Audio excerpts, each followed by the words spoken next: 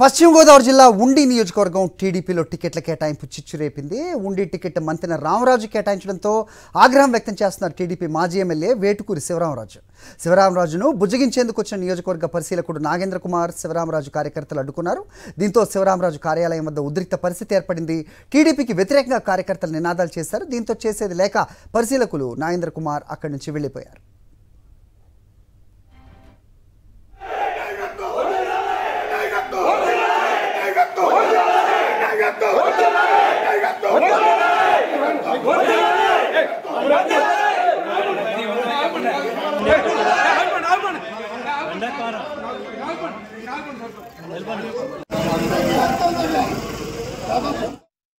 మరిన్ని అప్డేట్స్ మా కరెస్పాండెంట్ పోతురాజు ఇస్తారు. పోతురాజు, చాలా చోట్ల ఇదే పరిస్థితి కనిపిస్తోంది.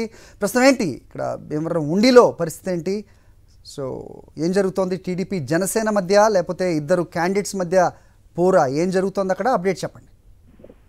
అదే చూడవచ్చు.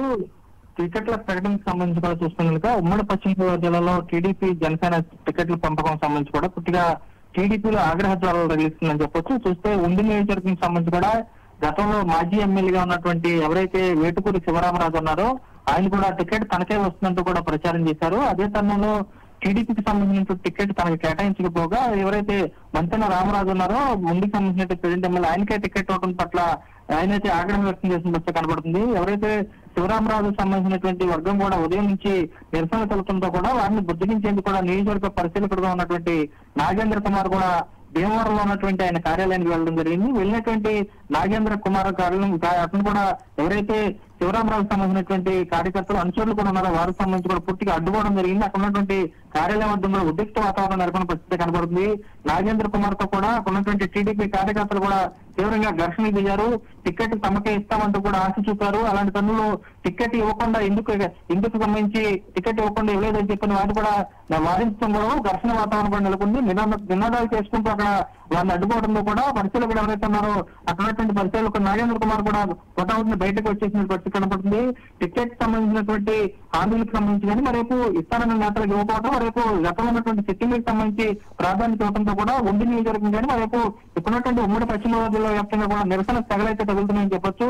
ఒకవైపు తణుకు నియోజకవర్గంలో ఉన్నటువంటి జనసేన నాయకులకు కానీ మరేపు నర్సాపురం సంబంధించినటువంటి తాడేపల్లికి సంబంధించి కానీ ఉన్నటువంటి నియోజకవర్గాలకు సంబంధించిన టీడీపీ జనసేన సంబంధించినటువంటి నాయకులు సయోధ్యకి రాకపోవడం, కేటాయించినటువంటి సెట్ లో కూడా గతంలో ఇస్తానన్న నాయకులకి ఇవ్వకపోవడంతో కూడా నేతలు అయితే తీవ్ర ఆగ్రహం వ్యక్తం చేసినట్టు కూడా కనపడుతుంది.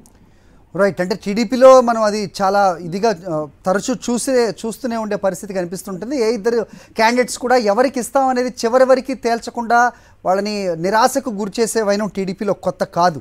సో జిల్లాలో ఇలాంటి పరిస్థితే ఇంకా రాబోతున్న రోజుల్లో కూడా ఎదురయ్యే అవకాశం ఏదైనా కనిపిస్తోందా? అలాంటి పరిస్థితులు ఏమైనా ఉన్నాయంటే ఏం చెప్తారు పోతురాజు?